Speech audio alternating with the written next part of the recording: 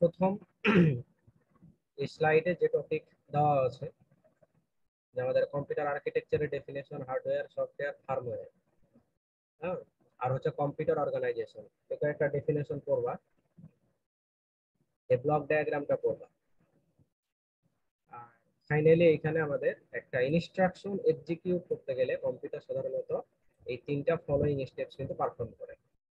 হ্যাঁ, এই তিনটা স্টেপ ভালোভাবে করবা, তাহলে এই প্রথম চ্যাপ্টার থেকে এতটুকু করলে, মানে প্রথম স্লাইড থেকে এতটুকু করলেই হয়ে গেল।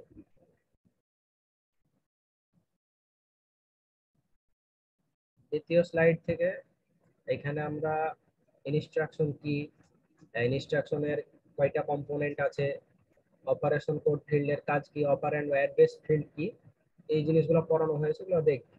অপারেন্ড ফিল্ডের কতগুলো আমাদের অ্যাড্রেস ফরম্যাট হতে পারে। তারপরে এখানে অপকোড, অপারেশনাল কোড, যেটা এনকোডিং বলতে কি বোঝানো হয়, এটা ডেফিনেশনটা পড়বা। আর অপকোড এনকোডিং এর যে তিনটা টেকনিক, ব্লক কোড টেকনিক, এই ফিগারটা সহকারে জাস্ট ক্লিক করবা। আর এক্সপেন্ডিং অপকোড টেকনিক, আর এখানে হচ্ছে হাফম্যান কোডিং। হাফম্যান কোডিং গতদিন যে এক্সাম্পলটা বলে দিয়েছি, ওই এক্সাম্পলটা খুব ভালোভাবে পড়বা। এখান থেকে এতটুকু করলে হয়ে গেল।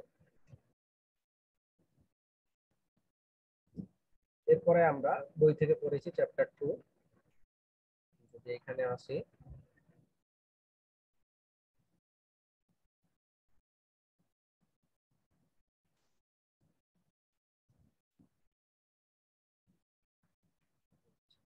চ্যাপ্টার 2 এর এখানে আমরা রেজিস্টার পড়েছি।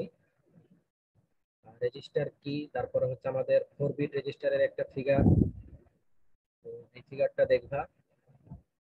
তারপরে রেজিস্টার উইথ প্যারালাল লোড, বিশেষ করে শিফট রেজিস্টার কি, এটা কিভাবে কাজ করে, আর এখানে সিরিয়াল ইনপুটের কাজ কি। এটা হচ্ছে আমাদের একটা 4 বিট শিফট রেজিস্টারের একটা ডায়াগ্রামটা দেখা। আর এইখান থেকে বেসিক্যালি আমাদের এই যে ফাংশনাল টেবিল, যে 0 0 ইনপুটের জন্য আমাদের রেজিস্টারের কোনো অপারেশন হচ্ছে কিনা, 0 1 এর জন্য শিফট রাইট, 1 0 এর জন্য শিফট লেফট, আর 1 1 এর জন্য হচ্ছে প্যারালাল লোড। তো এই ব্লক ডায়াগ্রামটা বাই ডিরেকশনাল শিফট রেজিস্টারের সাথে এই যে ফাংশনাল টেবিল সহ এখানে কখন কোন মোড, মানে S0 আর S1 এর কোন ভ্যালুর জন্য কোন অপারেশনটা হবে, কখন শিফট লেফট হবে, কখন শিফট রাইট হবে, কখন প্যারালাল লোড অপারেশন হবে, এই জিনিসগুলো ভালোভাবে বুঝে এই ডায়াগ্রাম আর ফাংশন টেবিলটা করবা। বাইনারি কাউন্টারের ক্ষেত্রে এইখানে যে আমাদের 4 bit synchronous binary counter, just এই ডায়াগ্রামটা করতে হবে। আর বাইনারি কাউন্টার উইথ প্যারালাল লোডের এখানে আমরা শুধুমাত্র এই যে টেবিল, এই ফাংশনাল টেবিলটা করবা। আর এই টেবিলে অ্যাকচুয়ালি কোনটা দ্বারা আমরা কখন ক্লিয়ারের ভ্যালু 0 হলে কি হচ্ছে, কখন লোড হচ্ছে, কখন ইনক্রিমেন্ট হচ্ছে, হ্যাঁ, এই টেবিলটার ব্যাখ্যাটা এখানে দেওয়া আছে। এই টেবিলের ব্যাখ্যাটার জন্য এই পুরো প্রশ্নটুকু একটু করবা। এরপরে আমরা র্যাম আর রম এর ক্ষেত্রে র্যামের রিড অপারেশনটা কিভাবে হয়, আর র্যামের ক্ষেত্রে রাইট অপারেশন কিভাবে হয়, এই ব্লক ডায়াগ্রাম সহ। রাইট অপারেশনের ক্ষেত্রে যে তিনটা স্টেপ, রিডের ক্ষেত্রে আমরা দেখতে পাচ্ছি এখানে দুইটা স্টেপ। এই টপিকটা করবা ভালোভাবে। আর রমের ক্ষেত্রে আমরা রমের জাস্ট কয়েকটা প্রকারভেদ আছে, রম, ইরম, ইরম আর ই রম, এই কয়েকটা। এক্সারসাইজে আমরা 2.12 এই ধরনের প্রবলেম আমরা ক্লাস টেস্টও করেছি, দেখে রাখবা ভালোভাবে। তারপর হচ্ছে 216, এগুলো আমরা ক্লাস টেস্টে ছিল, দেখে রাখবা। তারপর 219, আর হচ্ছে 221, মানে যে কয়েকটা দাগানো আছে এগুলো একটু দেখবা। এরপরে আমরা 4 নম্বর চ্যাপ্টার থেকে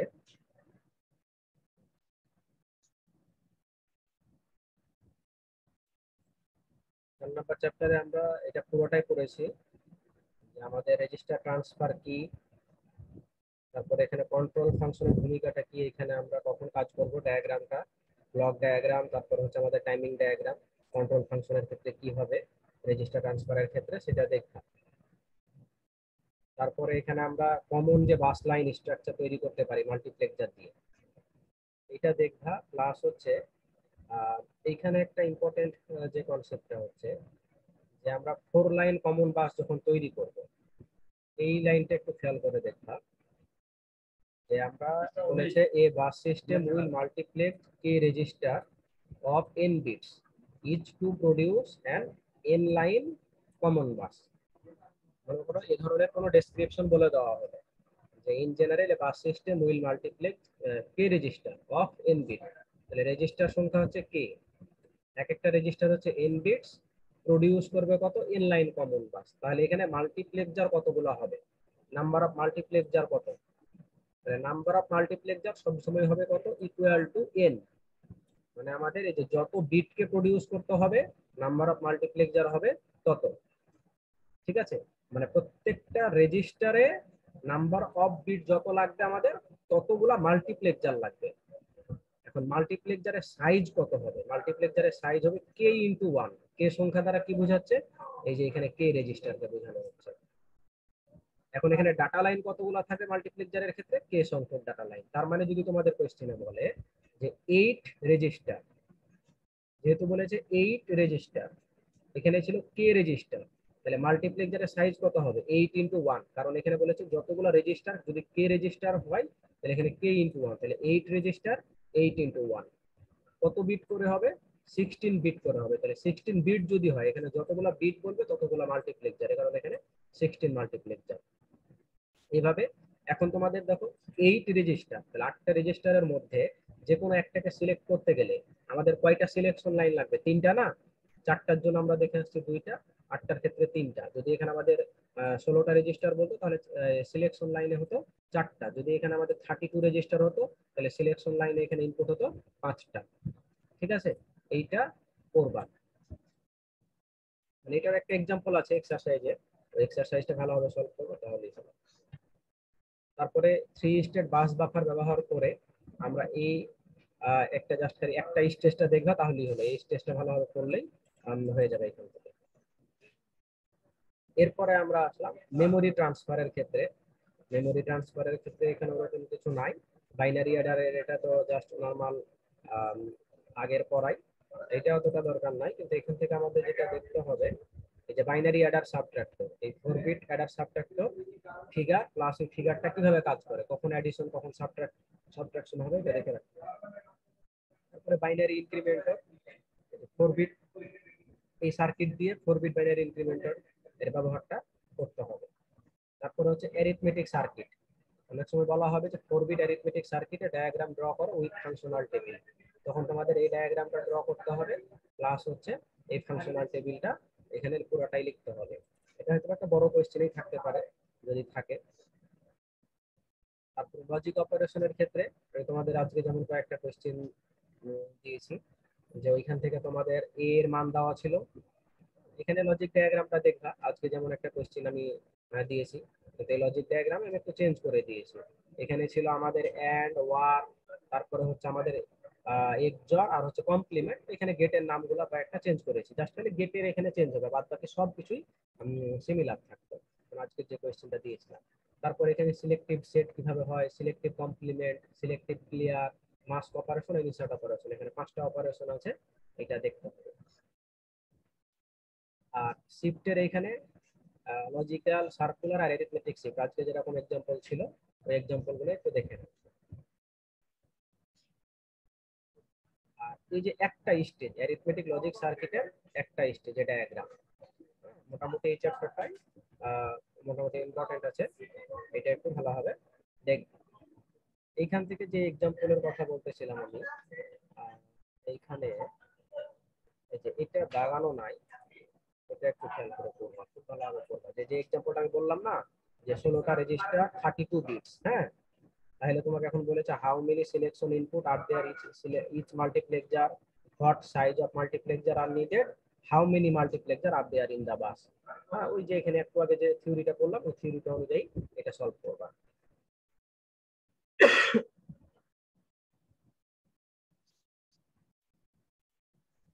এরপরে এই एग्जांपल গুলো আজকে দিয়েছিলাম ক্লাস টেস্টে, 418 419, তারপর হচ্ছে 420, এগুলো একটু চেঞ্জ করেছিল। এরপরে আমরা চলে গিয়েছি একেবারে 10 নম্বর চ্যাপ্টারে। তো 10 নম্বর চ্যাপ্টারে তো কিরকম কোয়েশ্চেন হবে সেটা তো বলেছি, মাল্টিপ্লিকেশনের ক্ষেত্রে বুথ অ্যালগরিদম, একটা এক্সাম্পল আর হচ্ছে ফ্লো চার্ট। তারপর হচ্ছে সাইন ম্যাগনিটিউড ডাটার ক্ষেত্রে ফ্লো চার্ট প্লাস হচ্ছে এক্সাম্পল, অ্যাডিশন সাবট্রাকশনের ক্ষেত্রে ফ্লো চার্ট প্লাস হচ্ছে এক্সাম্পল।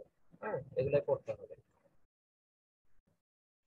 দুইটা চ্যাপ্টারে আমি আর অত বেশি কিছু বলতেছি না। আহ, তোমাদের এখানে যে এক্সাম্পলটা করে দেওয়া আছে সেটাই খুব ভালোভাবে করবা।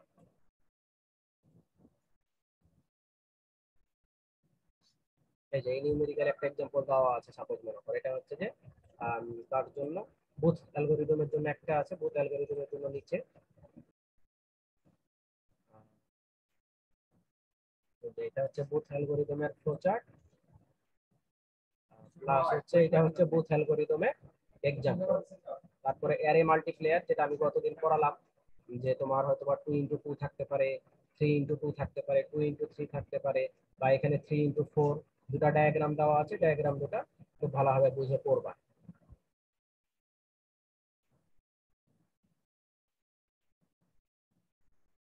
আমার কথা শোনা যাচ্ছে?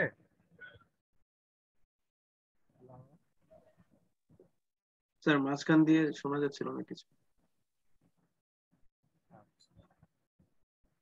এখন শোনা যাচ্ছে না? এটাই যেটা বলছিলাম যে 2x2, তারপরে হচ্ছে 3x3, কিভাবে মাল্টিপ্লেক্সার করতে পারি, বা 2x3 কিভাবে করতে পারি, অ্যারে মাল্টিপ্লায়ারের ওটা করবা, বুথ অ্যালগরিদমের এই এক্সাম্পল, আর হচ্ছে ফ্লো চার্ট। তারপরে হচ্ছে যে সাইন ম্যাগনিটিউড ডাটার ক্ষেত্রে এই এক্সাম্পল, আর হচ্ছে এই যে ফ্লো চার্ট। তারপরে হচ্ছে এখানে হার্ডওয়্যার পুশ কমপ্লিমেন্টের ক্ষেত্রে হার্ডওয়্যারের সাথে ফ্লো চার্ট, আর এটা হচ্ছে যে ফ্লো চার্ট প্লাস হচ্ছে হার্ডওয়্যার। এই কয়েকটা টপিক এখান থেকে করতে হবে। হুম। এই হচ্ছে তোমাদের মিড সেমিস্টার সিলেবাস।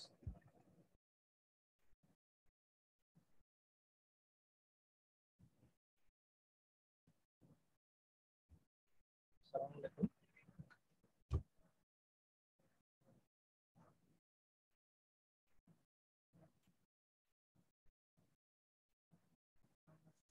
হ্যাঁ, আসসালামু আলাইকুম।